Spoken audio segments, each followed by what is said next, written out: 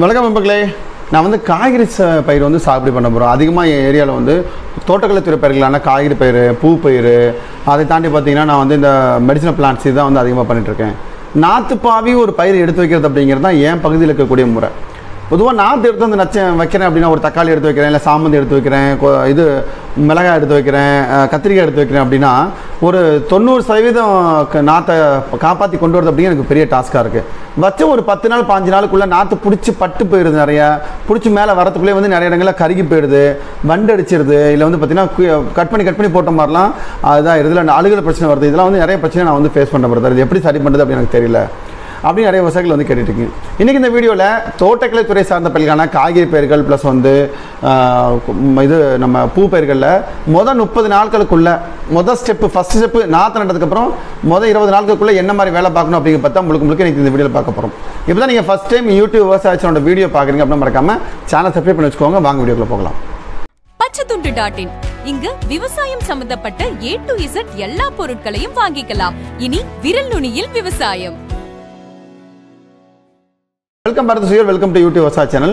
காய்கறி பயிர் சாகுபடியில் மொதல் ஒரு 10-15 நாள் அப்படிங்கிறது ரொம்ப கிரிட்டிக்கல் பீரியட் அப்படிங்கிறது நம்ம எல்லாத்துக்கும் தெரிஞ்ச விஷயம் தான்.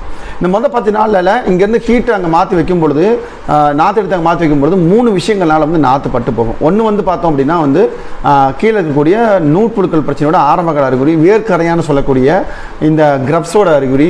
மூணாவது பார்த்தோம் அப்படின்னா வந்து பூஞ்சானங்கள் நோயின்னு சொல்லக்கூடியது.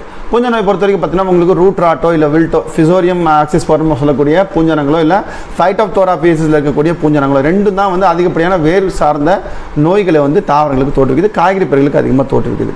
இந்த ரெண்டையும் வந்து கண்ட்ரோல் பண்ணுறது அப்படிங்கிறது ஒரு பெரிய டாஸ்க்கு. இது ஒரு பக்கத்தில் பார்த்தோம் அப்படின்னா வந்து செடி அப்போ தான் தளவு பிடிச்சி மேலே எழுந்திரிச்சு வரும், அதை ரொம்ப கண்ட்ரோல் பண்ணுறது பெரிய கஷ்டமாக இருக்கும்.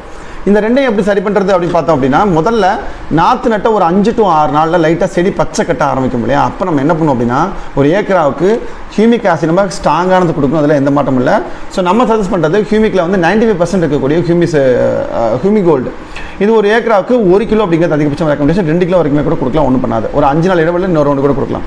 இது 1 கிலோவும் ஃபல்விக் ஆசிட் ஏக்கராவுக்கு 1 கிலோவும் ஃபல்விக் கிரீன் அப்படிங்கிறப்ப நம்மகிட்ட ஆல்ரெடி இருக்கும், உங்களுக்கு தெரியும். 50% ஃபல்விக் ஆசிட் இருக்கக்கூடிய இந்த ஃபல்விக் கிரீனும் ஹியூமிக் ஆசிட் 95% இருக்கக்கூடிய ஹியூமிக் ரெண்டத்தையும் ஈச் ஒவ்வொரு கிலோ நீங்கள் ட்ரென்ச்சிங்கில் கொடுத்தது மூலமாக மொதல் 5 நாள் அதை பண்ணணும். அப்படி கொடுத்தோம்னா ஒரு 4-5 நாட்களுக்குள்ள ஒரு 9 to 8 நாள் 8 to 10 நாட்களுக்குள்ள பார்த்தீங்கன்னா ஆட்டோமேட்டிக்காக சரி ஓரளவுக்கு பச்சை கட்டி ரூட் இனிஷியேஷன் ப்ராசஸ் வந்து ஸ்டார்ட் பண்ணிடும்.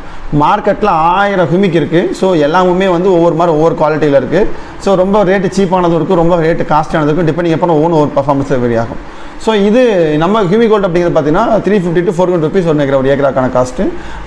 95% ஹியூமிக் இருக்கக்கூடிய இம்போர்ட்டர் மெட்டீரியல். இந்த மெட்டீரியல் இது கூட ஃபல்விக் ஆசிட் ஆல்சோ ரெண்டும் மிக்ஸ் பண்ணி முதல்ல விட்டுறணும். இது வந்து ஒரு 5 நாளில் ஒரு தாவரத்துக்கு நீங்கள் என்ன நாற்று வைத்தாலும் சரி, இல்லை நான் வந்து விதை போட்டு வந்து நான் இது வைக்கிறேன், வாட்டர்மேன் வைக்கிறேன், இல்லை வந்து விதை போட்டு வந்து நான் வந்து கொடி வைக்க பயிர் வைக்கிறேன், பாவக்காய், புடலங்காய், அவரைக்காய் இதெல்லாம் வைக்கிறேன் அப்படின்னாலும் இந்த 1/2 மணி இதை கொடுக்கலாம். ரெண்டாவது பார்த்தோம் அப்படின்னா வந்து ஒரு 8 நாட்கள் to 10 நாட்களுக்குள்ளே அதிகமாக இந்த ரூட் கிரப்னு சொல்லக்கூடிய வேர் கரையான் பிரச்சனை.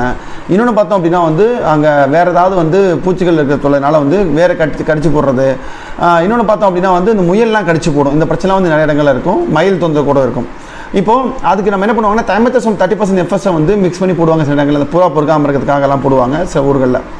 இது பார்த்தோம் அப்படின்னா வார்டன் எக்ஸ்ட்ரா அப்படிங்கிறது இது முழுக்க கேஸ்கேட் அப்படின்னு ஒரு ஆல்ரெடி நம்ம ஸ்வாலில் ஒரு மருந்து பார்த்தோம், அதோட அட்வான்ஸ் வெர்ஷன். இது கேஸ்கேட்டில் பார்த்தீங்கன்னா அசாக்ஸ்டோபின் கலந்துருக்கும். இதில் ட்ரைஃப்ளாக்சிஸ்டோபின் நேட்டிவ் சொல்கிறோம் இல்லையா, ட்ரைஃப்ளாக்சிஸ்டோபின் வித் டெபிகோனஸ், அந்த நேட்டிவ் இருக்கக்கூடிய ட்ரைஃப்ளாக்சிஸ்டோபின் வந்து பார்த்தீங்கன்னா இதில் 6% கலந்துருக்கு.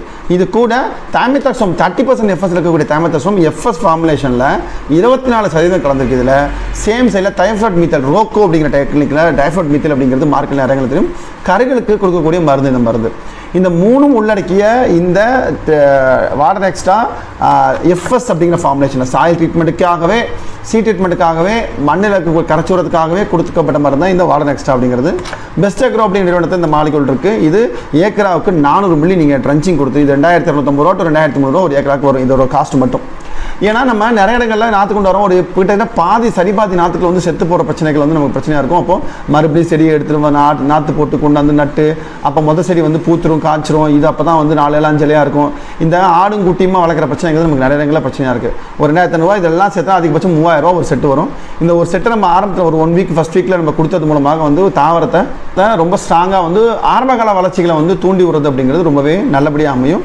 பயிர் அடுத்த படிநிலையை நோக்கி வந்து போகிறதுக்கு உண்டான எல்லா வகையான சூழ்நிலையும் இது உருவாக்கி கொடுக்கும். முதல் 30 நாட்களுக்குள்ள பயிர்கள் எப்படி மேலாண்மை பண்ணுறதோட ஃபர்ஸ்ட் ஸ்டெப் அப்படிங்கிறது இன்றைக்கி நம்ம பார்த்துட்டோம்.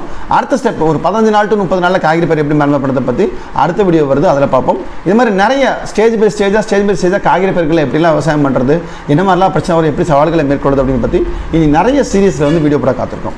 ஸோ இப்போ தான் நீங்கள் ஃபஸ்ட் டைம் யூடியூப் விவசாய சேனல் வீடியோ பார்க்குறீங்க அப்படியே மறக்காமல் சேனலை சப்ஸ்கிரைப் பண்ணிக்கோங்க. இந்த மாதிரி நிறைய விவசாய சம்மந்தப்பட்ட தகவல் தெரிஞ்சுக்கிறதுக்கு www.பச்சைத்துண்டு.in வெப்சைட்லையும் கூகுள் ப்ளே ஸ்டோரில் பச்சைத்துண்டு மொபைல் அப்ளிகேஷன் இருக்குது, அதை டவுன்லோட் பண்ணி வச்சுக்கிறது மூலமாக top to bottom A to Z விவசாய சம்மந்தப்பட்ட தகவல் நீங்கள் பார்த்து படித்து தெரிஞ்சுக்க முடியும். Thank you so much.